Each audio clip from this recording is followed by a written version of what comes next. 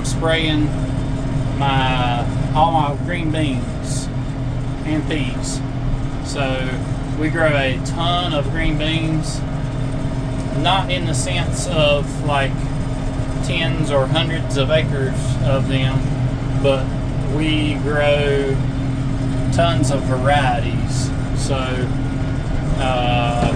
this year I've just gotten into growing some heirloom beans. A friend of mine up in the mountains sent me some heirloom seed, so we've added those to our offering. We're going to start saving seed on those, so we're not going to pick and sell a ton of those this year. But we've always, for years, we have grown strike green bean, which is a stringless snap bean, like Blue Lake type.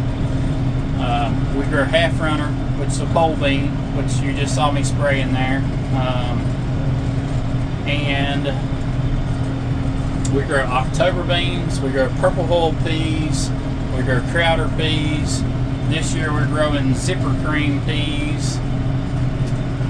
So a whole lot of, and I'm probably leaving something out, but we grow a lot of beans. And another thing about growing a lot of beans, as I said, I plant them every 2 weeks.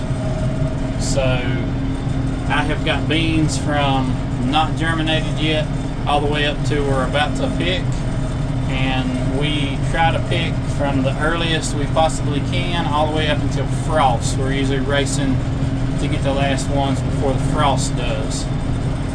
So anyway, I kind of got off track there. But right now I am spraying green beans and peas, and I am putting a last application of Bravo. There's a long post-harvest interval on Bravo, so and it's really one of our best defenses as far as a broad spectrum, but primarily against rust. Rust on green beans just makes them look ugly. It looks like what it sounds like. It looks like the bean pods are rusty, and people don't want to buy them. So I'm putting my last application of Bravo or chlorothalonil on before we start picking these oldest beans. After this, I have to start spraying Quadris. It's what my go-to for rust control once we're to the point of or getting near harvest. And I'm actually not spraying any insecticide on these tonight because I don't need to. We scouted them today and they look great, so I couldn't find any insects. Found some thrips on the peas, but I'm kind of on the fence about whether it's worth the juice is worth the squeeze, so to speak, on that. So I'm not spraying any insecticide. I am, however, putting some Impact F, which is a coastal ag product that you typically spray at bloom, and it kind of helps prevent the plant from aborting blooms. And hopefully it's a biological. The idea of it is it gives you a better fruit set. So hopefully we get more pods set up on these plants. But I just got through spraying the pole beans on plastic, and now I'm over here in the conventional till, and I don't know how good you can see. I need to put some, this is a Kubota 7060. It's a kind of a low end line of Kubota's cab tractors, but it was what my budget would allow. And these utility tractors do not come with 360 degree lighting. That's something I've got to put on here, because as you can see, when you're spraying with this Airblast sprayer off to my right hand side, you need 360 degree lighting. But I'm gonna get to spraying here and see if I can get y'all some footage. The beauty of an Airblast sprayer and the benefit over a boom sprayer is, as you can see, it coats all the surfaces of the leaves, because they are just flopping in the breeze and in the mist that is being sprayed across them. So you get superb coverage spraying with an Airblast sprayer. And I really like this little Airblast sprayer. It's not a Jacto, and it doesn't cost as much as a Jacto, but I know people that have Jactos and use them, and I think I can spray in more windy conditions than they can because of the nature of my sprayer. And I'll show you a little bit more about it when I stop to refill. So this is my little sprayer, just a big squirrel cage blower with a 50-gallon tank. It's real basic, and I would tell you who makes it, but I think it's some kind of small independent company because they don't plaster their name all over it like most people do. Right there.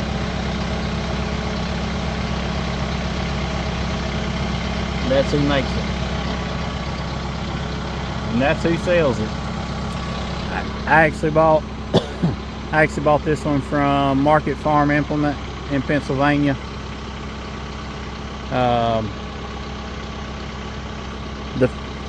Well, I gotta mix some chemicals. I'll tell you some more about it here in just a minute. You might be thinking, a 50-gallon tank on a sprayer, what the heck do you do with that little tiny thing?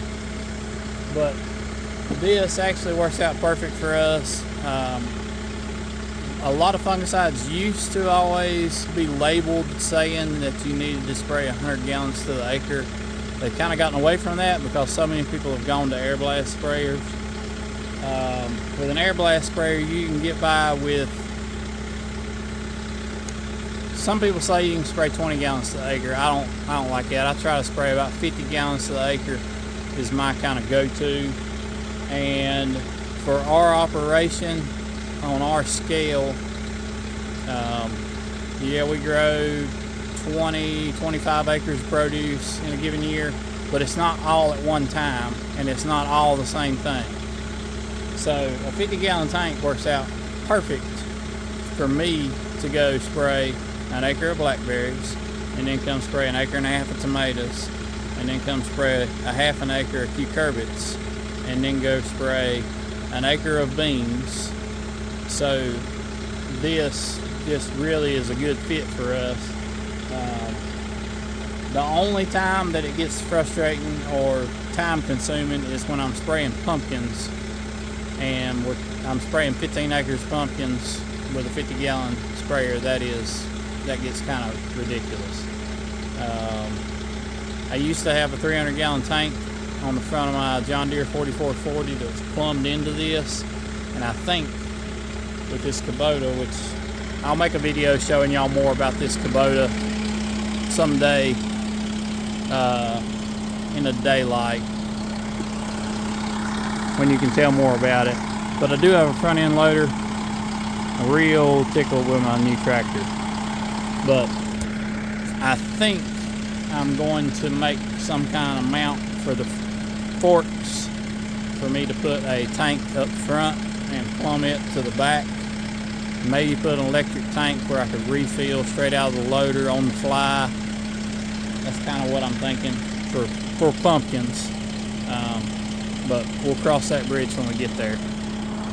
But for my typical setup, this little dude works perfect for me. And for most retail produce operations, this is an ideal sprayer.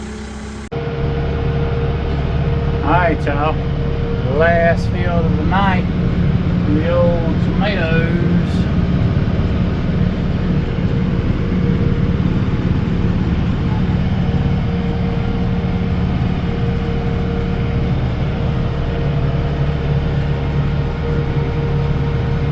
We got a full acre in our first plant, and then part of a second plant here.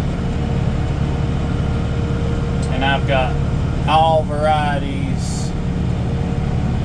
Most of them are, I guess, what you call commercial varieties. Got Primo Red, Red Deuce, Red Morning, 2255 Patsy, Rambler, and Red Bounty are the varieties in this field. Our next planting will be Firebird and Roma is what's in the smaller stuff over here to the side, and then we'll have Firebird again for the next go round. So I have really had to double down on my insect control in these tomatoes this year. I was trying to get away from spraying insecticides because I just don't like using them. I used to really hate using them just primarily because I was spraying on an Oak Station tractor.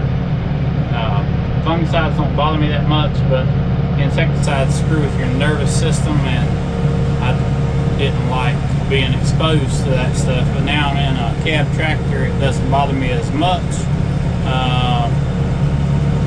But for where we're at in western, I guess the northwestern Piedmont of North Carolina, we have got a major problem in this area. There's a tomato growing pocket right here where I'm at. I don't really know why. I don't think we've got excellent soil or climate for it. But right here around the China Grove area, I'm not in China Grove, but I'm about 45 minutes from China Grove, and all around China Grove there used to be a ton of tomato production. Kind of like Hendersonville, North Carolina. A lot of tomatoes grown in Hendersonville. But we have got the pleasure right here of having a western flower thrip that is resistant to basically everything we throw at it. We used to have Radiant, which was incredibly expensive, but it worked, and now it has kind of lost its mojo. So we're down to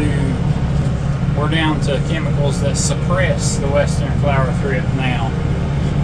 And the reason that western flower thrips are such a big deal is because of tomato spotted wilt virus.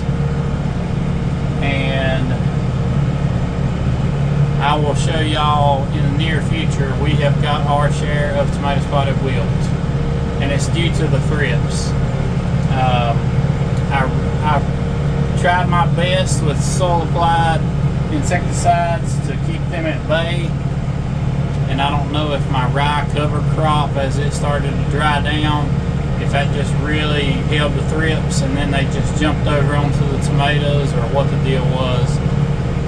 But I put Derivo in at plant, and then I ran Verimark about 3 weeks later, 2 to 3 weeks later, and we were just eat up with thrips. So I've had to jump right into spraying dimethylate, Radiant, Harvana, Assail, and putting them in a pretty tight rotation just to try to keep these thrips off my tomatoes, to keep the tomato spotted wilt virus from totally wiping me out. So that's kind of where we're at on tomato production. But my phone is dying, and I'm fixing to wrap up this spraying project here, and I kind of need both hands. So I'm going to wrap this thing up, and I will see y'all next time. I appreciate y'all watching.